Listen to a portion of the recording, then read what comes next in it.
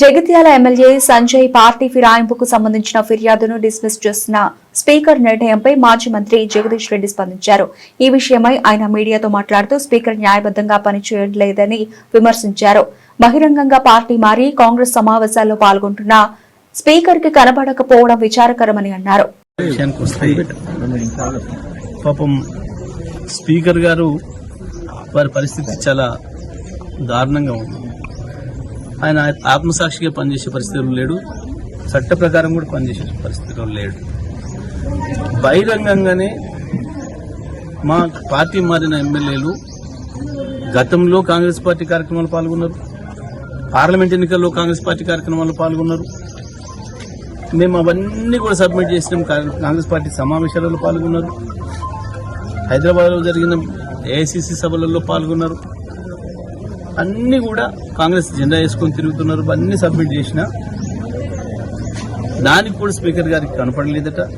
వాళ్ళు చాలా వికార్సైన చాలా బుద్ధి కలిగిన బీఆర్ఎస్ పార్టీ ఎమ్మెల్యేలుగానే తిరుగుతున్నారట, కేసీఆర్ శిష్యులుగా తిరుగుతున్నారట. మరి నిన్నివాళ గత వారం రోజులుగా ప్రతిరోజు మీడియాలో వస్తుంది, కనబడుతుంది. గద్వాల ఎమ్మెల్యే స్పష్టంగా కాంగ్రెస్ ర్యాలీలో పాల్గొని కాంగ్రెస్ అభ్యర్థులకు గెలిపించుకోవాలి మనం అని చెప్పారు. జగిత్యాలలో అయితే స్పష్టంగా జీవన్ రెడ్డి గారు బహిరంగంగానే స్టేట్మెంట్ ఇచ్చింది. బండి సంజయ్కి మా 30 సీట్లు కాంగ్రెస్ పార్టీ సీట్లు ఎట్లు ఇస్తావు నువ్వు, నేను ఎట్టి బస్సులో ఒప్పుకోను, 50 సీట్లు నాకే కావాలని ఆయన ఆ సంజయ్, డాక్టర్ సంజయ్ ఎమ్మెల్యే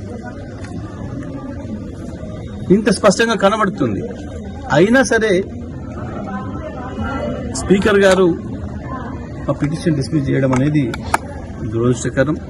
వీళ్ళకి ఏమాత్రం చట్టం అంటే గౌరవం లేదు, న్యాయం అంటే గౌరవం లేదు. తప్పకుండా మేము కోర్టులో తేల్చుకుంటాం. వాళ్ళని డిస్క్వాలిఫై చేయడం అనేది ఖాయం. స్పీకర్ గారి ఏకపక్ష నిర్ణయాన్ని ప్రజలందరూ కూడా గమనిస్తున్నారు.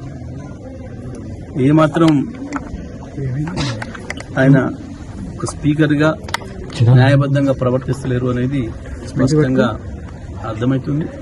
వీటన్నిటి ప్రభావం కూడా స్థానిక సంస్థల ఎన్నికలు కూడా పడుతుంది, మున్సిపల్ ఎన్నికలు కూడా పడుతుంది. ప్రజలు సరైన బుద్ధి చెప్తారు.